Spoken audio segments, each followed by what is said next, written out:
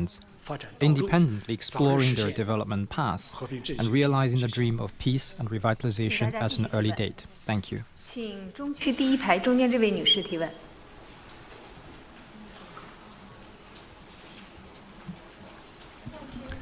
Good morning. I'm from the news agency of Nigeria. So last year, China successfully held the Beijing summit of the Forum on China-Africa Cooperation. And earlier this year, in January, you made Africa your first overseas destination, visiting Nigeria, Namibia, Chad, and Congo. So now, how will China help deliver on outcomes of the FOCAC summit, and at the same time, how will China help Africa, improve better on its prosperity and development, considering current challenges? Thank you. 尼日利亚通讯社，去年中国成功举办中非合作论坛北京峰会，今年您新年首访非洲4国，包括尼日利亚。中方将如何落实峰会成果，助力非洲实现发展和繁荣？ China and Africa are always good friends, good partners, and good brothers with a shared future. Under the guidance of President Xi Jinping and African leaders, China-Africa relationship is now at its best in history. China has established strategic partnership with all African countries having diplomatic ties with it. The China-Africa community with a shared future has been elevated to an all-weather level. This year marks the 25th anniversary of FOCAC. Over the past 25 years, China has helped Africa build or upgrade nearly 100,000 kilometers of roads and more than 10,000 kilometers of railways. In the past 3 years alone, Chinese enterprises created more than 1.1 million new jobs in Africa. China has remained Africa's largest trade partner for 16 consecutive years. To African brothers and sisters, China-Africa cooperation is visible, tangible, and truly beneficial.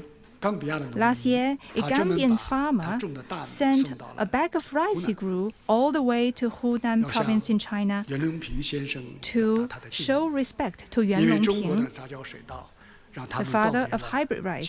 It is China's hybrid rice that has helped end hunger and bring hope to them. Stories like these are happening in Africa every day. Africa is a fertile land of hope of the 21st century.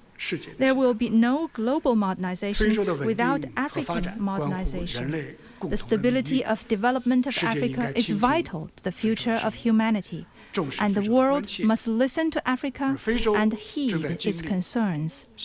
Africa is going through a new awakening, and countries should support Africa in exploring a new development path of self-reliance and self-strengthening. This year marks the beginning of implementing the outcomes of FOCAC Beijing Summit. China stands ready to deliver on the 10 partnership actions for China and Africa to jointly advance modernization, including supporting Africa in accelerating its industrialization and agricultural modernization, implementing zero tariff treatment for 100% tariff line, fostering new growth drivers like digital, green, and AI industries, promoting 1,000 small and beautiful livelihood projects, enhancing governance experience sharing, and raising the representation and voice of Africa in international affairs. This year, the G20 summit will be held on the African continent for the first time. China firmly supports South Africa in carrying out its duty as G20 president and in leaving a distinctively African mark in global governance. 谢谢，请大家继续提问。第一排第3位女士，谢谢。 谢谢，我是凤凰卫视、凤凰网、凤凰秀的记者。我有个关于台湾的问题，我们也注意到一段时间以来，国际上有论调认为，联合国大会的2758号决议它不等同于一个中国原则，没有明确台湾的主权归属问题，没有阻止台湾参与国际组织。请问您对此有何回应？谢谢。Phoenix TV. For some time, there has been a narrative in a few countries that Resolution 2758 of the UN General Assembly is not equivalent to the One China principle, does not make clear of the sovereignty of Taiwan, and does not prevent Taiwan from participating in international organizations. What is your response to that? Such a narrative is a blatant challenge to the authority of the UN and the post-war international order. It is extremely absurd and dangerous. Those who spread it could use some help to improve their common sense. Taiwan is an inalienable part of China's territory. This is the history and the reality. This year marks the 80th anniversary of the recovery of Taiwan. 8 decades ago, the victory of the Chinese People's War of Resistance against Japanese aggression put Taiwan back under China's sovereign jurisdiction. Both the Cairo Declaration and the Potsdam Proclamation, issued by major victorious nations of World War II, stated in explicit terms that Taiwan is a territory that Japan has stolen from the Chinese and shall be restored to China. Japan also accepted the terms of the Potsdam Proclamation and announced its unconditional surrender. All these have confirmed China's sovereignty over Taiwan and formed an important part of the post-war international order. Resolution 2758 was later adopted in 1971 by the UN General Assembly with an overwhelming majority. It decides to restore all the lawful rights of the People's Republic of China at the UN and expel forthwith the representatives of the Taiwan authorities from the UN and all the organizations related to it. Once and for all, this resolution resolved the issue of the representation of the whole of China, including Taiwan, in the UN, and precluded any possibility of creating two Chinas or one China, one Taiwan. The only reference to the Taiwan region in the UN is Taiwan province of China. Taiwan is never a country, not in the past and never in the future. To clamor for Taiwan independence is to split the country. To support Taiwan independence is to interfere in China's internal affairs. And to connive at Taiwan independence is to undermine the stability of the Taiwan Strait. The principle of sovereignty is the cornerstone of the UN Charter. No country or individual should adopt any kind of double standard. Respect for all countries' sovereignty and territorial integrity should mean support for China's complete reunification. And commitment to one China should mean opposition to any form of Taiwan independence. Realizing China's complete reunification is a shared aspiration of the Chinese nation. It is an inevitable trend, and it is what the greater national interests entail. Seeking Taiwan independence is doomed to backfire, and using Taiwan to contain China will be nothing but a futile attempt. China will realize reunification, and this is unstoppable. Thank you. 请北区第5排第2位巴基斯坦通讯社的记者提问。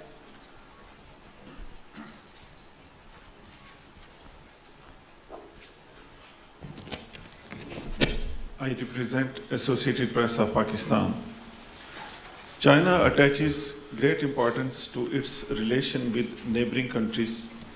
However, the US deployment of mid-range capability missile system in the region has caused tension. Some of China's neighbors face rising security risks which add uncertainty to China's neighboring environment.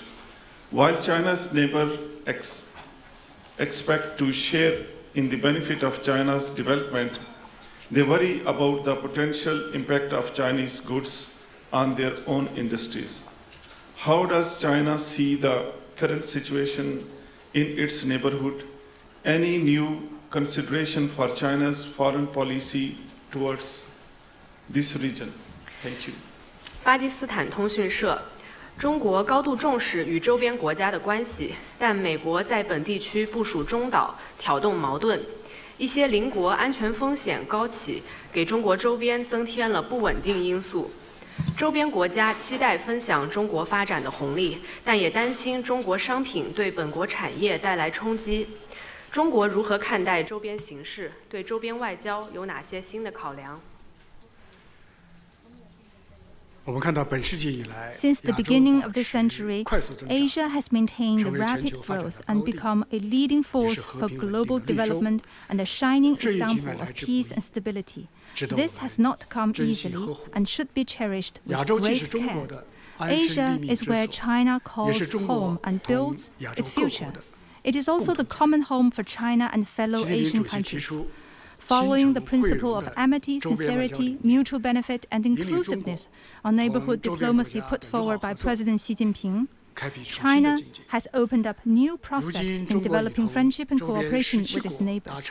To date, China has reached common understanding on building a community with a shared future with 17 neighboring countries. In 2 clusters in the Indochina Peninsula and Central Asia, respectively. In our neighborhood, we have signed Belt and Road cooperation agreements with 25 countries and remained the largest trading partner of 18 countries. Today's China is an anchor of stability, engine of economic development, and pillar of regional security in Asia.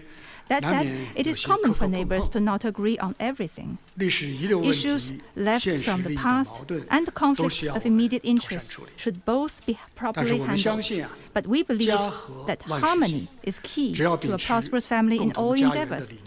As long as we remain committed to the vision of a common home, stick to the goal of building a community with a shared future, and follow the principles of equal-footed consultation, mutual understanding, and mutual accommodation, we will be able to resolve differences, work with one another, and achieve win-win results.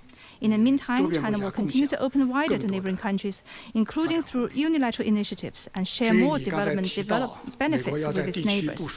You mentioned the U.S. deployment of mid-range missile systems in the region. China is firmly opposed to such attempt, and it is not welcomed by regional countries either.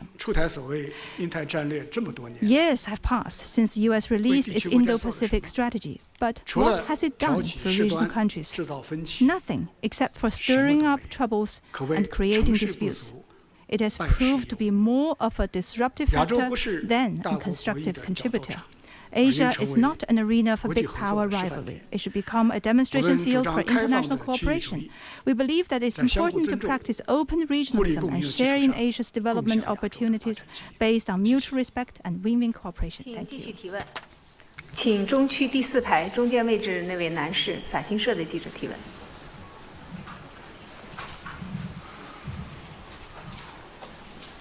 Thank you. Good morning, Foreign Minister. Question from AFP. China and the European Union are in the middle of long-running commercial tensions involving investigations over the renewables and electric vehicle sectors in particular. How does the Foreign Ministry see relations with the bloc evolving despite those tensions? Thank you. 法新社，中欧面临长期紧张的经贸关系，尤其是在新能源和电动车领域。在这种情况下，外交部如何看待中欧关系发展？ This year marks the 50th anniversary of the China-EU diplomatic ties. This is an important year. In this half-century-long relationship, the most valuable asset is mutual respect. The most powerful impetus is mutual benefit. The greatest unifying consensus is multilateralism, and the most accurate characterization is cooperation partner.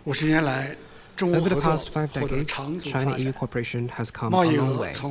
Bilateral trade has expanded from $2.4 billion to $780 billion. Investment has increased from almost zero to close to $260 billion. The China-Europe Railway Express has won more than 100,000 cargo trips and become a golden passage connecting Asia and Europe. 50 years on, China and the EU jointly make up over 1/3 of the world economy, and the cooperation between the two has a greater strategic value and global influence. A healthy and stable relationship will lift up both sides and make for a brighter world. In his phone call with President of the European Council, Antonio Costa, earlier this year, President Xi Jinping noted that when the world becomes more challenging and complex, China and the EU have more reason to renew their purpose in establishing diplomatic relations, strengthen strategic communication, enhance strategic mutual trust, and maintain this partnership relationship.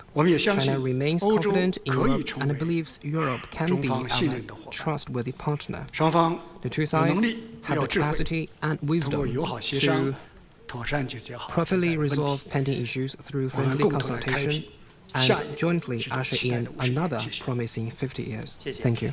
请大家继续提问。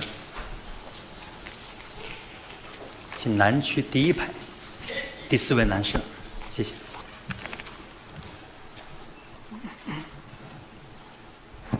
好，谢谢主持人。王毅班长你好，我是中国日报记者。我有一个关于民调的问题。去年马来西亚莫迪卡民调中心和新加坡有所福伊萨东南亚研究所的民调显示，东南亚民众对华好感度大幅上升。那么与此同时呢，美国民调机构皮尤研究中心的一项调查显示，相较于欧美国家，东南亚、非洲、拉美等全球南方国家更愿意给予中国正面评价。请问您如何看待有关民调结果和其中的差异？谢谢。China Daily. Last year, surveys conducted by the Merdeka Center in Malaysia and the Singapore-based Aziz Yusof Ishak Institute showed that Southeast Asian people's favorability toward China has risen significantly. According to a poll by America's Pew Research Center, compared with European countries and the US, the Global South countries in Southeast Asia, Africa, and Latin America hold more positive views of China. What do you make of the survey results and the divergent attitude toward China?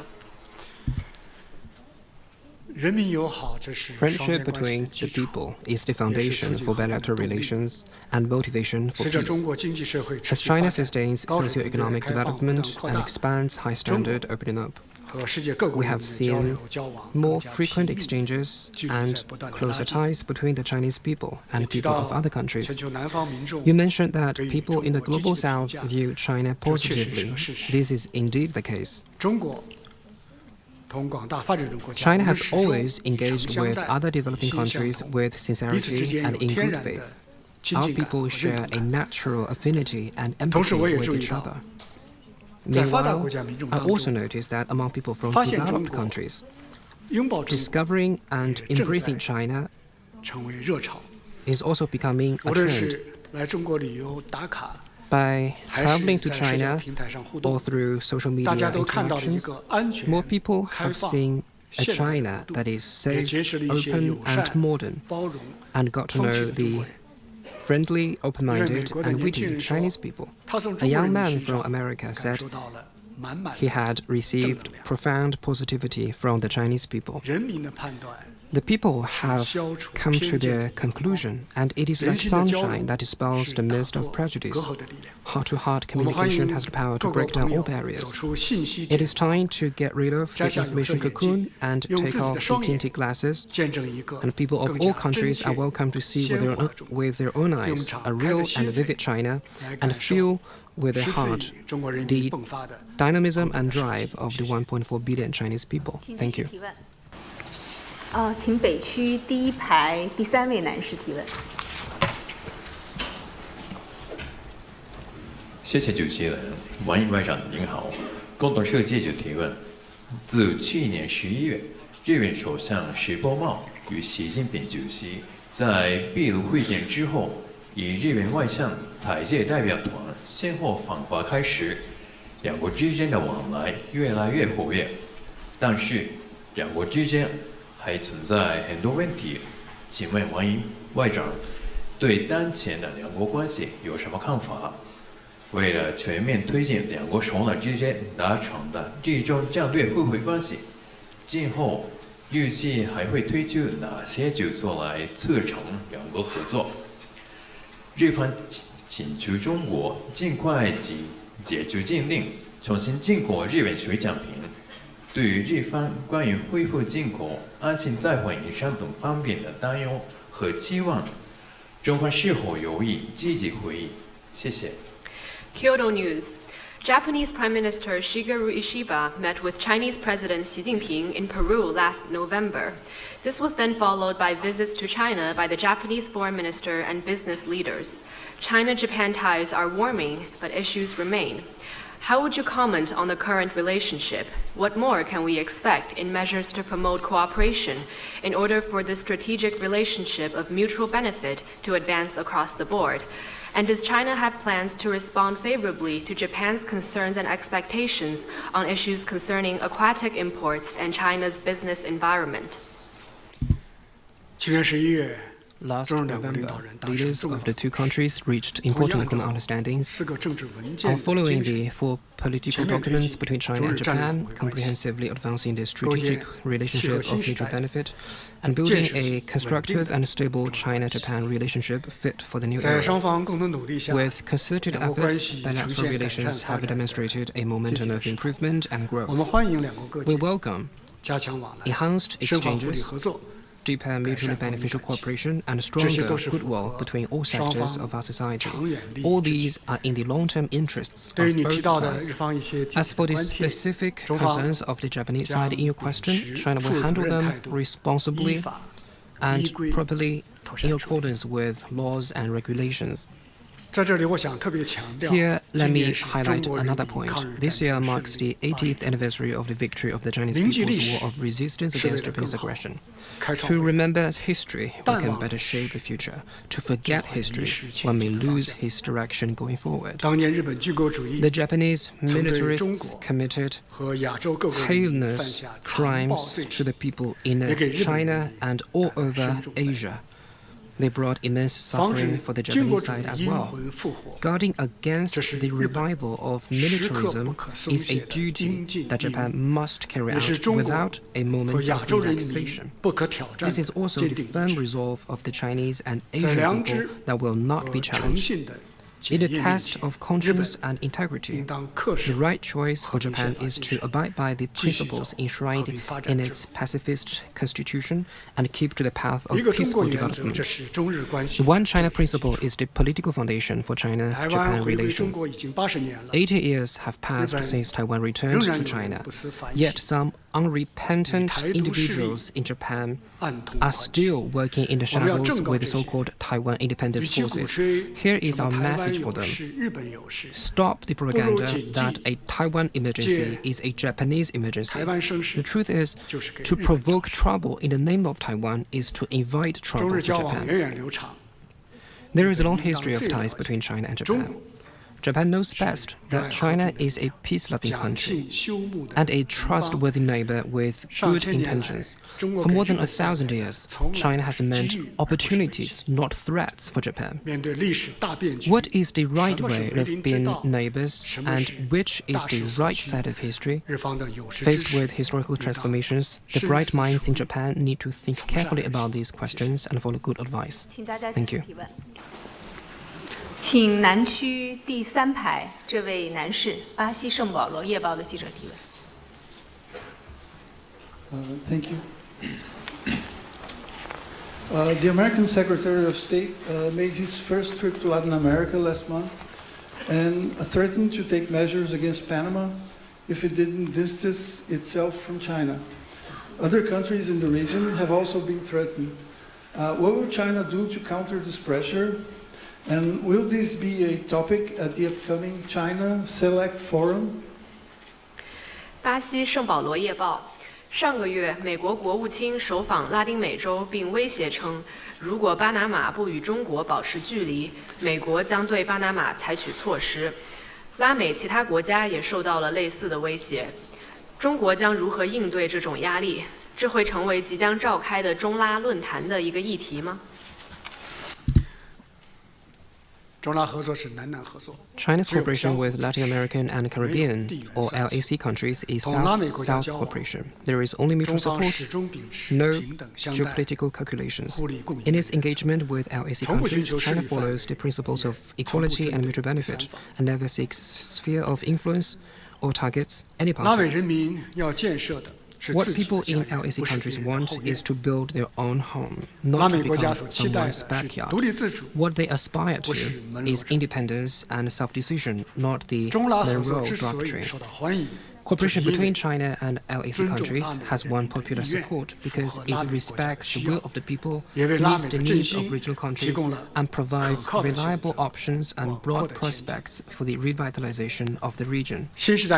In the new era, under the guidance of President Xi Jinping and the leaders of LAC countries, and boosted by the China CELAC Forum, we have produced fruitful outcomes in building the China LAC community with a future and delivered benefits to all our people. This year marks the 10th anniversary of the formal launch of the China CELAC Forum. China will host the 4th ministerial meeting of the forum in the first half of this year. Taking this as an opportunity, the two sides will come together over the mountains and the oceans and regardless of all disturbances to take China LAC cooperation to a high level. Thank you.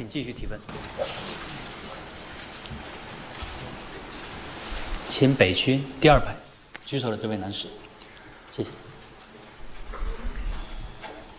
谢谢主持人，外长你好。东方卫视看看新闻记者提问：中国经济呢一直是世界经济增长的引擎，但近几年呢世界经济增长乏力，中国经济呢也遇到了一些挑战。想请问您觉得对中国经济今年的形势您如何看待？另外呢，今年的中国外交又将会推出哪些新举措，来更好地服务中国式现代化及社会经济发展？谢谢。Dragon TV. For years, China has been a growth engine for the world, but in recent years, the global economy has been weak, and the Chinese economy has encountered challenges.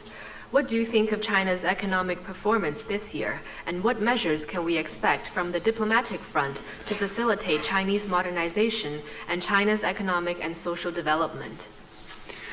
今年中国经济实现了5%的增 Chinese 长， economy 在 registered 主 a 要大 5% 中 growth 仍然 last 是 year, 一直 continuing to stand out among the world's major 而且呢， economies. 这一成绩是在大力推进 And we pulled it off amid a nationwide push for green 是在 transition, 全球增长低迷 amid 的背景下， lackluster growth 更 worldwide, 是在克服美国等单边 and amid 制裁打 unilateral sanctions and suppression from the United 展现出 States and 中国经 others. 济迎难而上， It shows 奋发有为的 the distinct feature of the Chinese economy. Go get 习 it 近平主 against 席说 all 过， odds. 我们从来都是在 As President Xi 风雨 Jinping 洗礼 pointed 中 out, 成长， we always 在历 grow 经 in the 考 wind 验 and 中 rain, 长大。 and we get stronger 无论 through 是 hard times. 国际金融危机，还是新冠 Whether 疫 it 情 was 的 the 冲击， global 中 financial 国经济 crisis or the 哪一次不 COVID-19 是 pandemic, 经受住了巨大考验？ did the Chinese economy ever fail to withstand the immense challenges 我们 and 的信 achieve 心 even better 来源于 development? 中国的超大 Our 市场 confidence 和国内需 comes 求， from China's 来源 supersized 于中国 market 的 and huge 强大 domestic 产 demand, 业 from 和 China's 创新 robust 动能， industries 更来源于 and 中 innovative 国的 drive, 制度优势。 and more importantly, from China's institutional strength and 人 reform 们 and opening 常 up. 说，下一个中国 As people often say, the next China 中国 is 奇迹的 still 上半 China. 片是史无 The 前例 Chinese 的 miracle of 高速 unprecedented 增长， high-speed 下 growth 半片 will be followed by even 更加 more 精彩 remarkable high-quality development. 中国外交将持续为服务中国式 China's 现代化 foreign 提 service 供 will 坚实 continue 战略支 to 撑， provide 营 solid 造 strategic 有利 underpinning 外部环境。 and foster a favorable external 我 environment 们将 for 打 Chinese 造更 modernization. 加便捷的往来 We will 通道。 create more convenient 迄今已经 channels 对 for two-way 38个 travel. 国家 So far, China 单 has 方面免签， granted 对 unilateral 54个国家 visa-free entry 过境 to 免签38 countries 延长 and 到 extended the 240 transit 小时。 visa-free period 免 to 签朋友圈 240 hours 有 for 望进一54步扩容， countries. More countries 打卡 may 中国 join our 将 visa-free 继续 circle 成 of 为 friends, 国际的新风 sustaining the popularity of China 我 travel 们将推出 around the 更 world. 加高效的外事服务， We will introduce more 外 efficient 交 foreign 外 affairs 事资源 services, coordinate 创新 resources at different 升级 levels, 外交部 innovate 全球推进 and upgrade MFA's signature program of presenting the provinces of China and build bridges of cooperation 我 in 们将营 China's 造更 further 加优 opening 化 up. 的营商环境， We will work 稳 for 步 a 扩 better 大 business 制 environment, 度性开放， steadily expand institutional opening up, 持续 advance 对 voluntary opening up in an 自由发达国家 orderly manner, 单边开放 continue unilateral 让负 opening 面 up to the least 的 developed 清单 countries, 越来越短， further cut 准 down 入 the 的门 negative 槛 list, 越来越低， lower the 让中 threshold 国 of market 始 access, 终是国际 and 合 keep 作 China 的首选项。 as the go-to partner for international 请 cooperation. 继续提问， Thank you. 请中区第2排第2位女士提问。王部长好，新加坡联合早报。请问中国和亚细安国家在南中国海行为准则的磋商上有什么新的进展？目前主要有哪些阻力？那过去1年，中国和菲律宾在南中国海的摩擦，会不会让磋商前景变得黯淡？中国要如何与亚细安国家增强互信，排除障碍，以推动南中国海行为准则尽快达成？谢谢。联合早报。What progress have China and ASEAN countries made in the consultations on a code of conduct in the South China Sea? And what are the major obstacles? Will frictions between China and the Philippines in the South China Sea over the past year dim the prospects for consultations? And how does China plan to enhance mutual trust with ASEAN countries and remove the roadblocks in order to achieve an early conclusion of the COC? 过去1年，在中国和东盟国 Last 家 year, 的共同努力之 with 下， joint efforts by China and 南海地 ASEAN 区 countries, 保持着 the 和平稳 South China 定， Sea maintained 仍然 peace 是 and stability 全球航行飞越最安全 and remained 也 the 是最 safest 繁忙的 and busiest waters for international navigation 中 and 国同印 overflight. 度尼西亚，我们就海上 China 共同 and 开发 Indonesia 签署了政府 signed 间的 an 共识文件。 intergovernmental document on 中国 maritime 同马来 joint 西亚， development. 我们启动了 China and 海 Malaysia 上问题的双 launched 边 a 对话， bilateral dialogue 可以 on 说中 management 国 of maritime 已 issues. 经实现了 China 南海 has 当事国 established 涉海机制性对话 maritime 的全 dialogue 覆盖。 mechanisms with 实 all 践证明， countries 没有对 concerned. 话解决不了 These are proof that there is no problem that cannot be solved through dialogue and no goals that cannot be reached 提到中国 with 和菲律 cooperation. 宾的海上摩擦问题， You mentioned the frictions between 我 China 想 and 起不久前 Philippines. 在一个国际论坛上，有一位地区国家 At 的官员 an international forum a few weeks ago, an official 说菲律 from a 宾 regional 同中方 country 的摩擦 noted 就是一出 that the Philippine 皮影 moves 戏 to create frictions are like a 这个 shadow 比喻 play, 很形象， which is a vivid 因为菲方 analogy 每次的海上行动 for every move on the 编 sea 写 by the 剧本的 Philippines. 是域外势力， There is a screenplay 承包 written by 直播的 external forces.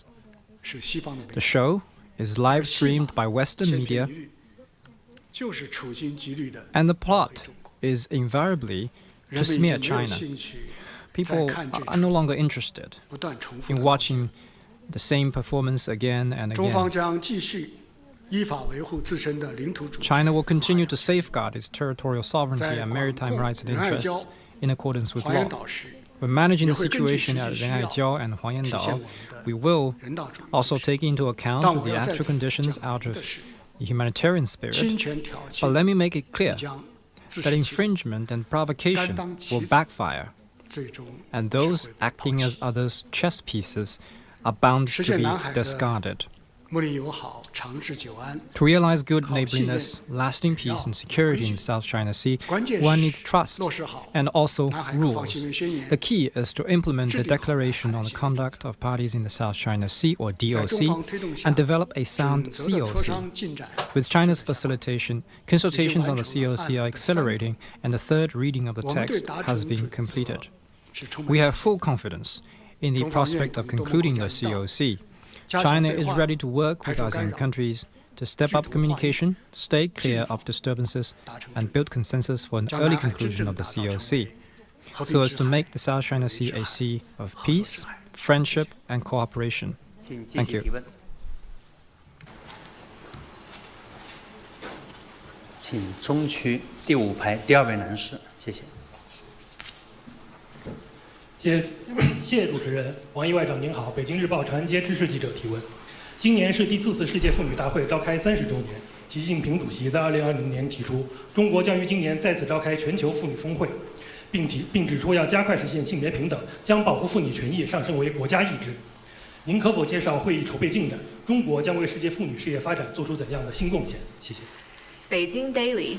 This year is the 30th anniversary of the 4th Women World Conference on Women.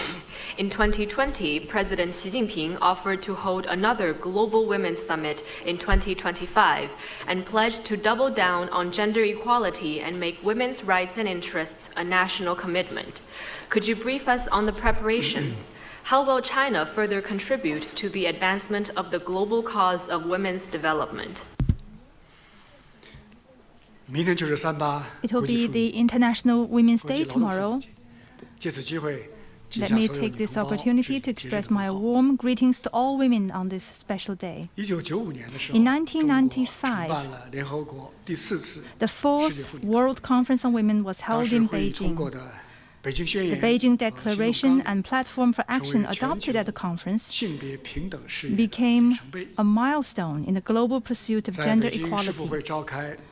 On the occasion of its 30th anniversary and as a follow-up to President Xi's proposal, China will convene a global leaders meeting on gender equality and women's empowerment in the latter half of this year. Over the past 3 decades, China has acted on the spirit of the 1995 conference and made historic achievements in women's development in China. We have upheld gender equality as our basic state policy and carried out national action plans dedicated to the all-round development of women. Countless outstanding women have become role models of our times, making their important contributions to Chinese modernization.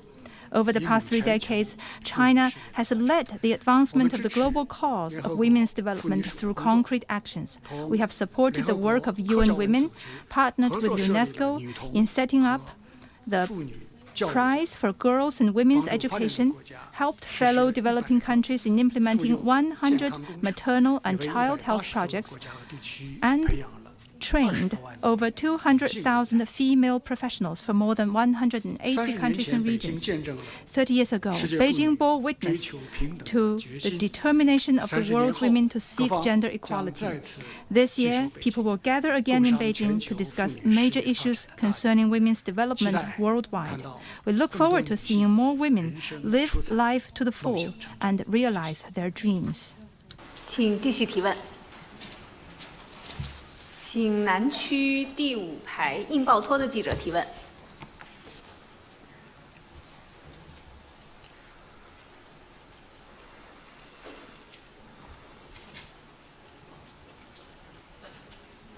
Thank you, Mr. Foreign Minister.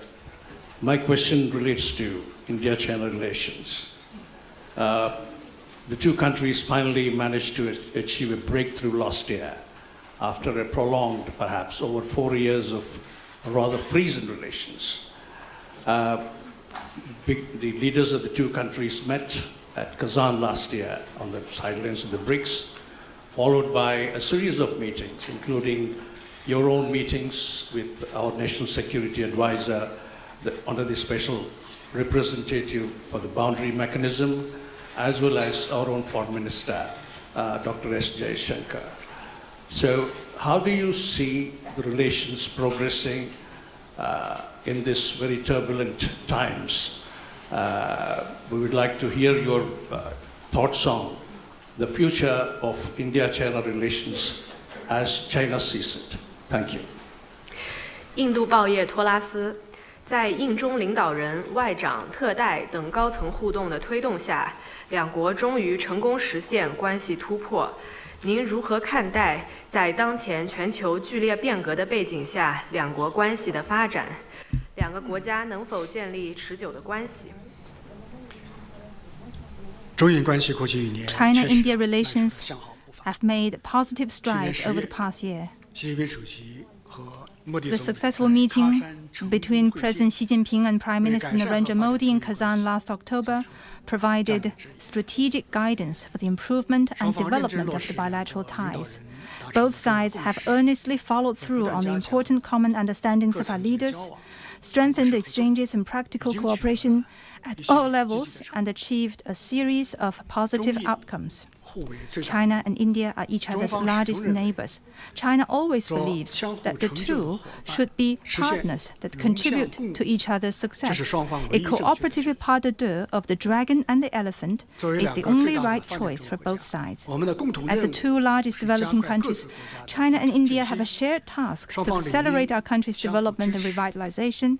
There is every reason for us to support each other rather than undercut each other, work with each other rather than guard against each other. This is the path that truly serves the fundamental interests of the two countries and peoples. As two ancient civilizations, we have enough wisdom and capability to maintain peace and tranquility in the border areas, pending a fair and reasonable solution. We should never allow bilateral relations to be defined by the boundary question, or let specific differences affect the overall picture of our bilateral ties. As important members of the Global South, we have the responsibility to take the lead in opposing hegemonism and power politics. We must not only safeguard the legitimate rights and interests of our countries, but also uphold the basic norms governing international relations. When China and India join hands, the prospects for greater democracy in international relations and a stronger Global South will improve greatly. This year marks the 75th anniversary of China-India diplomatic relations. China stands ready to work with India to sum up past experience, forge a path forward, and advance China-India relations on the track of sound and stable development. Thank you. 请大家继续提问。请中区第3排第1位女士，谢谢。谢谢主持人。外长您好，中新社记者提问：去年中国从国外平安撤回1万多名同胞，近期网赌、电诈等跨境犯罪活动引发舆论高度关注。有评论认为，这会影响中国同相关国家人员往来。随着越来越多的中国民众走出国门，外交部将如何更好保护海外中国同胞合法权益？谢谢。China News Service. Last year, China safely evacuated and brought back over 10,000 nationals overseas. Recently, cross-border crimes like online gambling and telecom fraud have received much public attention. Some think this will impact the people-to-people exchanges between China and relevant countries. With more Chinese people traveling abroad, how will the Ministry of Foreign Affairs better protect the legitimate rights and interests of Chinese citizens overseas? The Central Party leadership attaches great importance to the Chinese nationals overseas, and their well-being and safety has always been our priorities. In 2024, in addition to safely evacuating more than 10,000 Chinese citizens from Lebanon, Haiti, and other high-risk areas, we processed more than 50,000 consular protection cases, handled over 500,000 calls on the consular service hotline 12308, and issued more than 5,000 safety alerts. Our goal is, no matter where you are, the motherland will never be far. Online gambling and telecom fraud is a matter of grave concern to the people, hence an issue that we must keep a firm hand on. Recently, thanks to the support from leaders of China and the neighboring countries, law enforcement authorities and diplomatic services have conducted effective cross-border cooperation and made all-out efforts to save stranded Chinese citizens.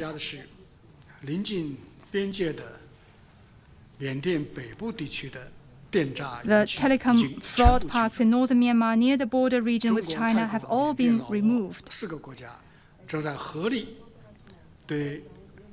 In the Thailand-Myanmar border region, China has joined forces with Thailand-Myanmar and Laos to crack down on telecom fraud. Our mission is to cut off the manipulating hands grasping at the people and to remove the malignancy of telecom fraud. In 2025, we will focus on 3 aspects to build the system for the protection of Chinese nationals and interests overseas. First, we will build an international cooperation platform for protecting the safety of overseas Chinese citizens. We will deepen cooperation on safety protection with other countries, especially with the BRI partner countries and Lancang Mekong countries, and expand the circle of friends for mutual assistance. Second, we will make good use of the consular service hotline, providing inquiries and assistance 24/7 without time difference. Third, we will improve the risk alert and emergency response coordination mechanism, providing overseas Chinese with efficient consular protection and assistance and more assurances to the people. Thank you. 中外记者朋友们，因为时间的原因，今天的记者会到此结束。谢谢王毅先生，谢谢大家。The press conference now concludes. Thank you. That was a press conference held by Chinese Foreign Minister Wang Yi during China's annual political season, the 2 sessions. The Chinese Foreign Minister answered more than 20 questions in about 90 minutes, a time ranging from China's diplomacy global South cooperation to hot button issues in global governance. Now, before we go into details of all the issues mentioned during that press conference, we need to update you about two announcements made by the Chinese Foreign Minister regarding China's foreign policy this year. Two major events will be held. First is the 2025 Shanghai Cooperation Organization Summit will be held in autumn this year in Tianjin Municipality, and also in the latter half of 2025, China will hold UN World Women Summit 30 years after it first hosted this important event. Now, for more insight into the press conference and all the major issues mentioned, let's talk to our studio guests. So, Professor Zhao, let me start with you. Foreign Minister Wang Yi mentioned a lot of aspects of China's diplomacy in 2025, its directions, as of course led by this head of state diplomacy, and also extending to China's ties with the US, with Europe, and with the larger global South. Give us a clear idea and roadmap of China's diplomacy this year.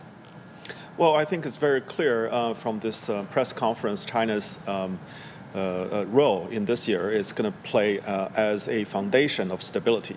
As you said, this conference basically covers all aspects of major country relations, China's surrounding areas, China's relations with Africa, Latin America, basically everywhere, and all the major hotspot issues, Ukraine, Middle East, and other issues related to China and bilateral relationship.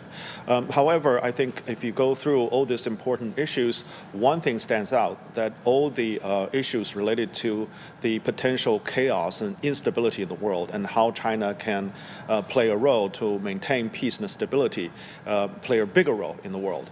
So I think Wang Yi, Foreign Minister Wang Yi said, answered this question very well and basically provided a blueprint for China's action in this world and how to bring Global South in particular to the table, and also bring all the parties that are concerned where this world will going, to give them a peace of mind. So I think this is very important. As you mentioned, there are also home diplomacy other than head of state diplomacy this year, and China will use this venue as an opportunity to show to the world that a more cooperative world will be better than a more divided and competing and confrontational world.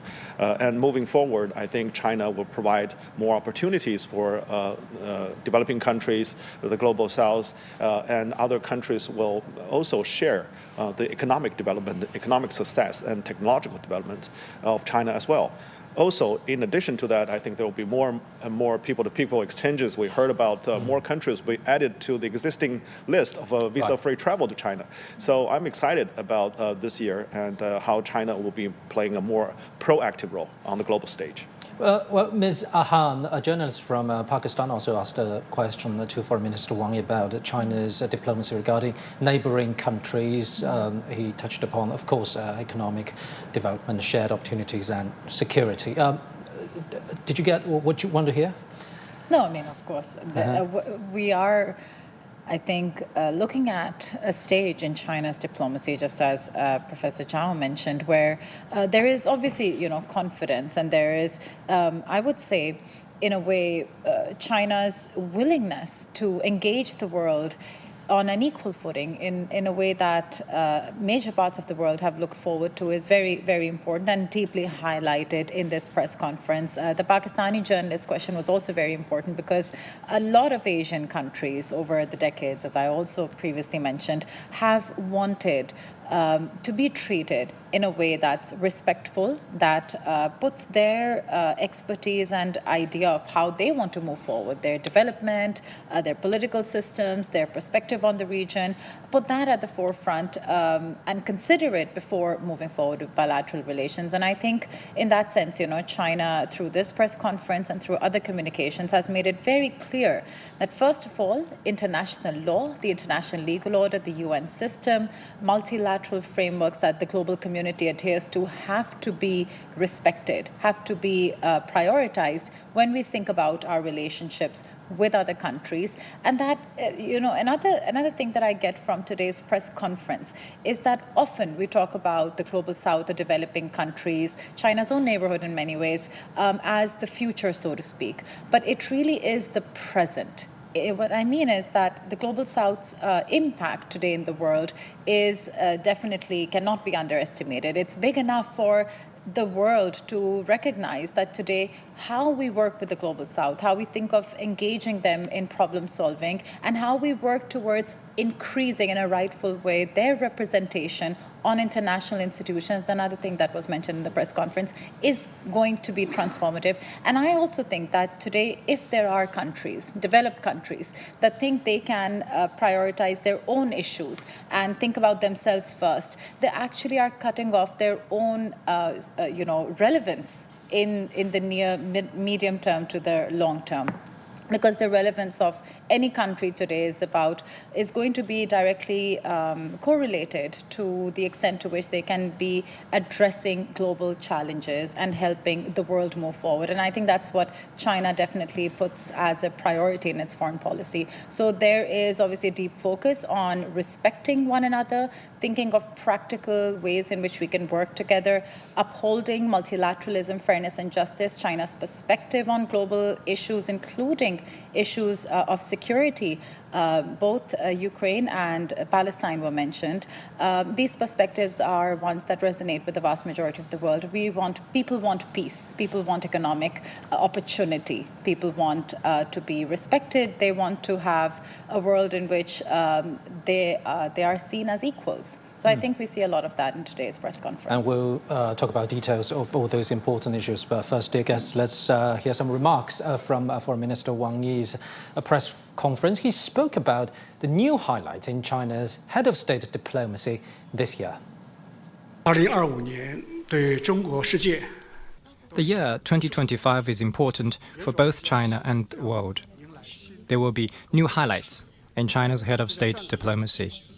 Last month, President Xi attended the opening ceremony of the Beijing Winter Games, marking the beginning of the diplomatic events that China will host this year. We will solemnly commemorate the 80th anniversary of the victory in the Chinese People's War of Resistance against Japanese aggression and the World Anti-Fascist War, and hold a series of major events, including the Shanghai Cooperation Organization Summit. President Xi is expected to make a number of overseas visits. Head of state diplomacy will write a new chapter of closer cooperation and shared success between China and the world. Professor Zhao, remind us the importance of head of state diplomacy in China's overall diplomatic blueprint. Well, I think over the past several years, when China entered this new era of diplomacy, the head of state diplomacy played a leading role, because every time when head of states are talking with each other, they will set the tone for the bilateral relationship or multilateral platform. In China's case, it's also very obvious when China is handling very sensitive and very important bilateral relations with the United States, with Russia, with European countries. Head of states diplomacy is always playing a leading and sometimes ice-breaking, sometimes leading role in this area. And in all these kind of bilateral and multilateral relationship, head of state can overcome some of the difficulties that cannot be overcome in a lower operational level. That is very important. And second of all is that when these policies come into effect, particularly in commemorating or celebrating certain timed landmark or important watershed events, like this year we'll have 80 years anniversary to commemorate the victory over the Japanese aggression and also anti-fascism, also mark a very important stage where the world is going into a chaotic and turbulent time, but also needs to reconfirm that the post-World War II international peace and stability structure and also mechanism still works. So that's why China's saying the true multilateralism needs the United Nations to be at the center. And also the international law needs to be respected, and each country's sovereignty needs to be respected. Yeah. So to reaffirm those principles is very much in China's interest and the world interest. Yeah, we'll continue this, and I believe you all heard a question was raised during the press conference by my colleague Tian Wei on behalf of CGTN. Now let's cross live to her at the media center. Hello, Tian Wei, bring us on all the highlights so far. Yes, indeed. We did have an opportunity to ask the Chinese Foreign Minister Wang an important question about science and technological development and competition, apparently, of that between China and the United States, particularly with China's breakthrough in innovation. And the Foreign Minister said it very clear that for the past decades, China has been spearheading with China's scientific and technological development. For example, lately with 5G, AI, quantum computing, outer space exploration, and etc. However, he admits it was not without difficulties because there was, as many of us know, earlier policies by the United States of so-called small yard high fence blocking and also doing export control of technologies to China from the U.S. And the Chinese foreign minister said, though, that where there is suppression, there's going to be innovation. Where there is, in fact, blockade, there is going to be breakthrough. And he also suggests that China's vision of the use of science and technology is not going to be the components of an iron curtain, but he said rather it should be the elements for prosperity and shared future. On that, he also briefed everyone of the achievements China made with a global vision of a global AI initiative raised by Chinese President Xi Jinping, and also later the cooperation among global South countries such as China, South Africa, African Union, and Brazil on cooperation in science and technology. This is very interesting a time for the Chinese foreign minister to comment on this because, as we all know, the AI development has freshed the world almost every day. And lately, we see the DeepSeek breakthrough coming from China, creating the great debate about open source vis-a-vis proprietary approach taken mostly by the large language models of the United States. In fact, Pan Deng, after the Chinese foreign minister answered that question, I checked immediately on DeepSeek. The latest answer it would provide about open source vis-a-vis proprietary approach.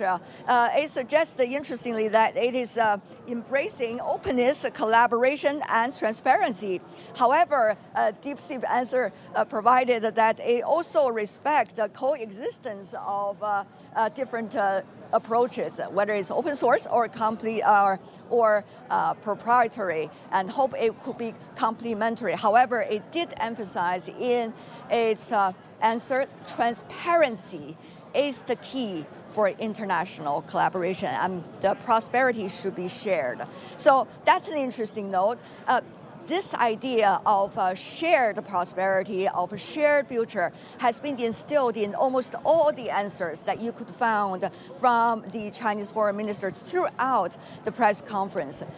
The foreign minister quoted earlier an important saying that was popular since the World War II, that there is no permanent friends, only permanent interest. However, he corrected that. He said the Chinese version is there are going to be long-term friends and there is going to be permanent shared interests. So that shows that China is going to reflect that spirit in both the exercise of multilateralism and also in the fact it is dealing with big power relations, for example, with the United States, with the European Union, and also working on hotspot issues such as the Russian-Ukraine crisis. China has been, from day one, proposing for all parties to coming to the negotiation table and also proposing fair and long-lasting peace. So one could find out finally, Pan Deng, that throughout the press conference, a stabilizing factor coming from the Chinese capital, Beijing, not only in foreign policy, but also in China's approach as a big nation in the world, economically and politically, and also as a stabilizing factor in the world. There are constant changes of policies and approaches by some capitals. One could see a sharp contrast, and obviously China is clearly taking a higher moral ground on this. Back to you, Pandeng. Thank you very much, my colleague Tian Wei at Media Center in Beijing. And that's it for this special coverage on Chinese Foreign Minister Wang Yi's press conference during China's annual political season. The two sessions, CGTN's coverage on this important gathering, the two sessions in Beijing continues throughout the day and until the next week. I'm Pandeng in Beijing. Stay tuned.